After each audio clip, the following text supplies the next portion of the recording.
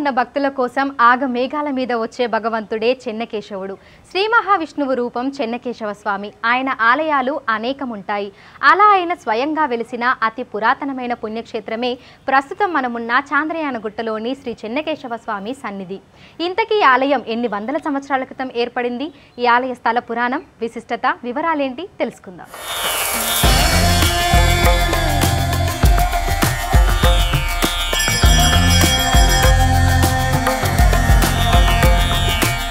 గుట్ట మీద ప్రశాంత వాతావరణంలో కనిపిస్తున్న ఈ పుణ్యక్షేత్రమే స్వయంభూ చెన్నకేశవ స్వామి సన్నిధి. చాంద్రయానగుట్ట నుంచి శ్రీశైలం హైవే మార్గంలో గుట్ట మీద ఉంటుంది ఈ పురాతన క్షేత్రం. ఆలయ ముఖద్వారం, దర్వాజా ఆనాటి ఉనికిని తెలుపుతుంటాయి. మెట్ల మార్గం ద్వారా పైకి వెళితే ఎదురుగా ఈ ఆలయ క్షేత్రపాలకుడు ఆంజనేయ స్వామి ముందుగా మనకు దర్శనమిస్తాడు. ఈ ఆలయంలో ఆంజనేయ స్వామి మనకు చతుర్భుజుడిగా కనిపిస్తాడు. ఆయన దర్శనం చేసుకుని పైకి వెళితే స్వయంభూగా వెలిసిన చెన్నకేశవ స్వామి గర్భగుడిలో దర్శనమిస్తాడు. నిత్యం ధూపదీప నైవేద్యాలు, పూజలు, అభిషేకాలు స్వామివారికి నిర్వర్తిస్తున్నారు ఇక్కడి పూజారులు.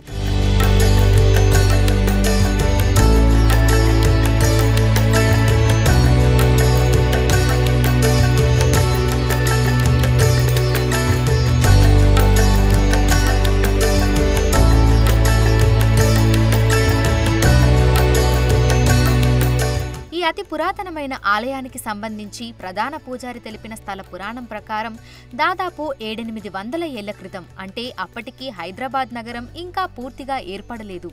ఆ సమయంలో ప్రస్తుతం ఉన్న చాంద్రయానగుట్ట ప్రాంతం పూర్తిగా అడవితో ఉండి గుట్టగా ఉండేదట. ఆ గుట్ట మీద శ్వేత మహాముని తపస్సు చేశారట. ఆయన తపస్సుకు ప్రసన్నుడైన మహావిష్ణువు చెన్నకేశవ స్వామిగా ఇక్కడికి వచ్చి స్వయంభూగా వెలిశారట. ఔరంగజేబు తన సైన్యంతో ఈ ప్రాంతం నుండి వెళ్ళేవాడు. ఒకసారి వెళ్తుంటే ఏమైందంటే గుర్రాలు ఆగిపోయినాయి, ముందుకు కదలలేకుండా అక్కడే ఆగిపోయినాయి. ఎందుకు ఈ విధంగా ఆగిపోయినాయి? అట్లా ఇంత గతంలో కూడా 2-3 సార్లు ఇదే విధంగా జరిగింది. ఎందుకు ఇట్లా జరుగుతుంది ఏందని అక్కడ వాకప్ చేస్తే అందరు చెప్పింది ఏంటంటే పైన స్వయంభూ స్వామి ఒక దేవుడు ఉన్నాడు అని చెప్పేసి చెప్పారు.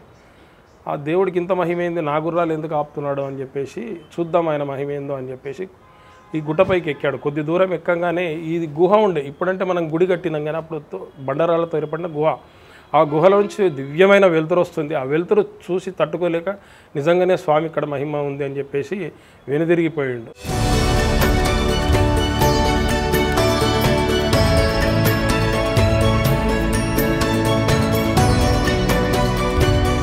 అలా కొంతకాలానికి చోళరాజులు ఇక్కడి స్వయంభూ స్వామిని గుర్తించి దేవాలయం నిర్మించారు. ఈ గుడి కోసం దాదాపు 10 ఊళ్ల మాన్యాన్ని, అంటే 300 ఎకరాలను కేటాయించారట.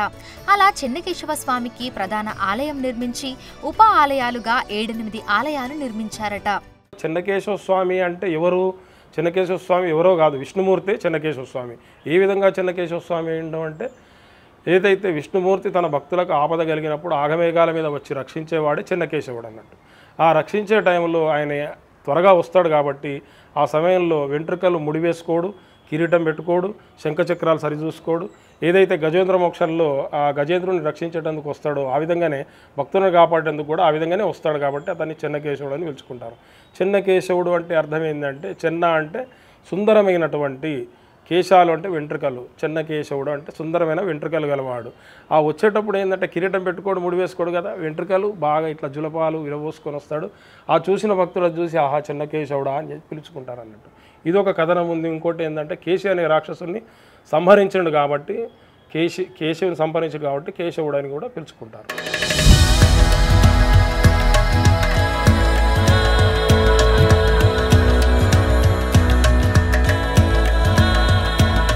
రాయలసీమ కొన్ని ప్రాంతాలకు చెందిన వారు చెన్నకేశవ స్వామిని ప్రేమగా చెన్నరాయుడు అని పిలుచుకుంటారట. అలా చెన్నరాయుడు నివసించిన గుట్ట కాబట్టి ఈ ప్రాంతానికి చెన్నరాయుని గుట్టగా పేరు వచ్చిందట. అది కాలక్రమేణా చాంద్రయానగుట్టగా మారిపోయి ఈ ప్రాంతానికి ఆ పేరు స్థిరపడిపోయిందట. ఈ ఆలయంలోని చెన్నకేశవ స్వామికి నిజాం కాలంలో అప్పటి నవాబు పట్టు వస్త్రాలు, ముత్యాల తలంబ్రాలు పంపించేవారట. చెన్నకేశవ స్వామి కళ్యాణం రోజు హైదరాబాద్కు సెలవు ప్రకటించేవారట.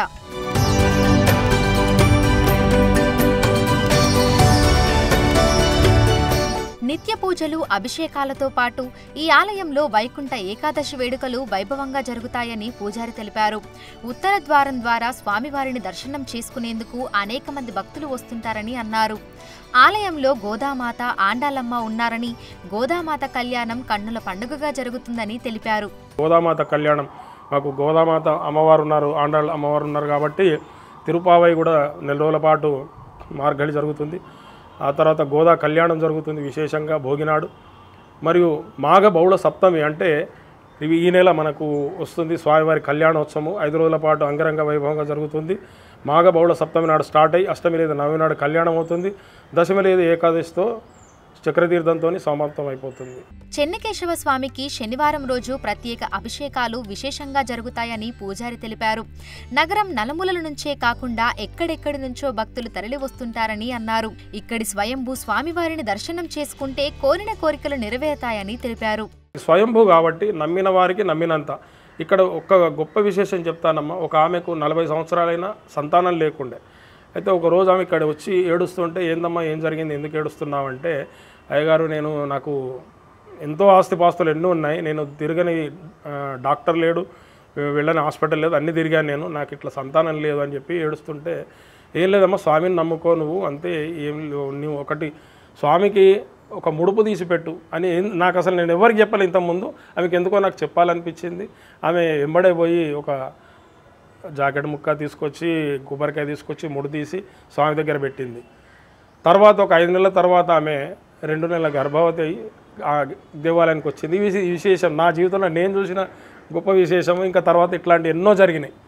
కొంతమందికి ఉద్యోగం లేదన్న వాళ్ళకు ఉద్యోగము, ఆరోగ్యం సరిగా లేని వాళ్లకు ప్రదక్షిణ చేసుకుంటే ఆరోగ్యం, ఇట్లా ఎన్నో విశేషాలు ఉన్నాయి. ఇక ఈ క్షేత్రంలో చెన్నకేశవ స్వామి, గోదామాత, ఆండాలమ్మ అమ్మవార్ల దర్శనం అయ్యాక కొంచెం మెట్లు దిగి వెళితే ఈ ఆలయానికి ఉప ఆలయాలుగా నిర్మించిన మరికొన్ని ఆలయాలు కనిపిస్తాయి. ఒక ఆలయానికి కొంచెం దూరంలో మరొక ఆలయం కనిపిస్తాయి.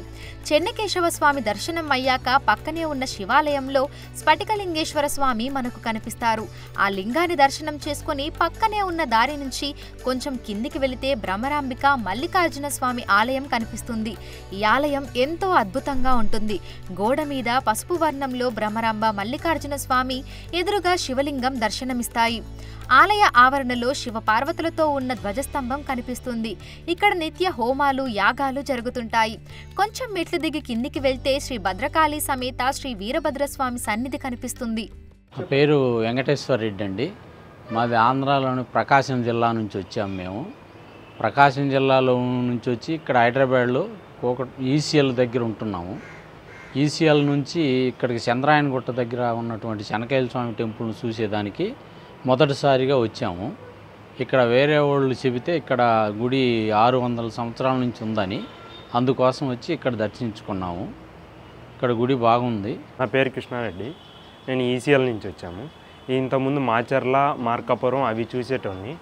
దాని తర్వాత ఇక్కడ ఇంకా పురాతనం ఉందని, మనకు దగ్గరలో ఉందని ఈ గుడికి వచ్చాము. ఇక్కడ బాగా మంచిగా మెయింటైన్ చేస్తున్నారు. ఇక్కడ ఇది కింద శివాలయము, అమ్మవారి తల్లి గుడి అన్నీ బ్రహ్మాండంగా ఉన్నాయి. వాటరు ఇక్కడంతా మంచిగా ఫెసిలిటీస్ చాలా బాగున్నాయి.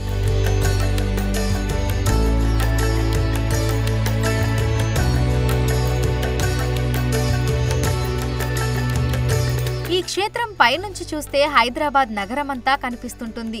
ఎంతో ప్రశాంతంగా, ఆహ్లాదకరంగా ఉంటుంది ఇక్కడి వాతావరణం. ఆలయ ఆవరణలో చిన్న గోశాల, రావి చెట్టు, మండపం ఉంటాయి. ఈ రావి చెట్టుకు ఓ చరిత్ర ఉంది. కొన్నేళ్ల క్రితం ఈ ఆలయంలో మరొక మహావృక్షం ఉండేదని, పిడుగుపడి అది కాలిపోగా దాని వేరు నుంచి ఈ వృక్షం పుట్టిందని పూజారి తెలిపారు. అంతేకాకుండా ఈ రావి చెట్టుకు మొక్కుకొని ముడుపు కడితే కోరికలు నెరవేరుతాయని భక్తులు నమ్ముతుంటారు.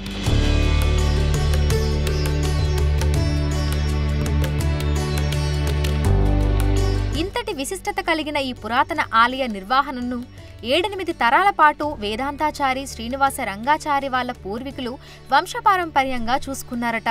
తర్వాత ఎండోన్మెంట్ వారు తీసుకున్నారని ప్రధాన పూజారి తెలిపారు. అయితే పట్టించుకునేవారు లేకపోవడము, 100 ఏళ్ల క్రితం నిర్మించిన ఆలయం కావడంతో అక్కడక్కడ శిథిలావస్థకు చేరుకోవడం, గోడలు కూలిపోవడం, జీర్ణావస్థకు చేరుకుందట.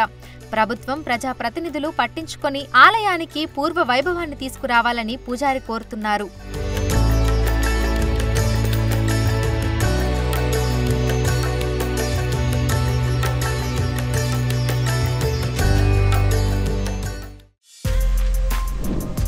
For more videos like this, subscribe Big TV channel.